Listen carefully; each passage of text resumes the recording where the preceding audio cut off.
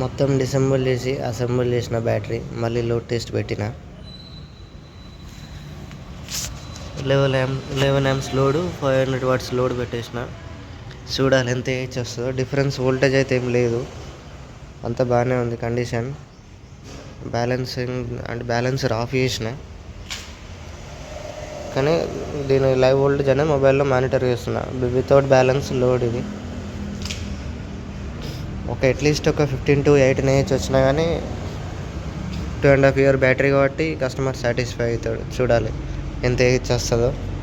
Exciting ఉంది, కానీ చాలా రిస్క్ అయింది బ్యాటరీకి. చాలా పని కూడా పడ్డది, మొత్తం డిసెంబుల్ చేసి మళ్ళీ కొత్త బ్యాటరీ తయారు చేసినంత పని పడ్డది.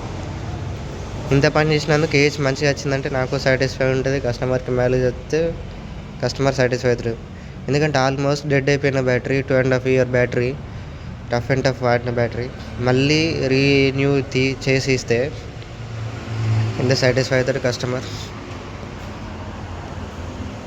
ఆఫ్టర్ ఏజ్ టెస్టింగ్ దీని ఎంత ఏజ్ వచ్చిందో చెప్తా నేను.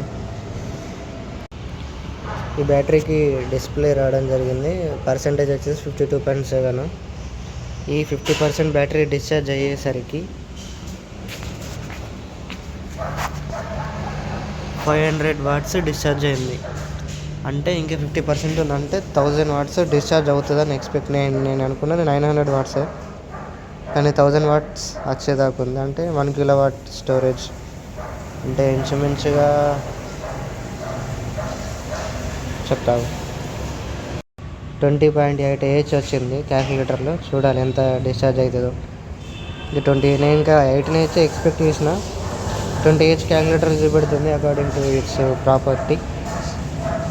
ఇక 20 ఏహెచ్ వచ్చిందంటే బెస్ట్. ఇక 3 years బ్యాటరీ మళ్ళీ 20 ఏహెచ్కి రిన్యూ చేసినందుకు.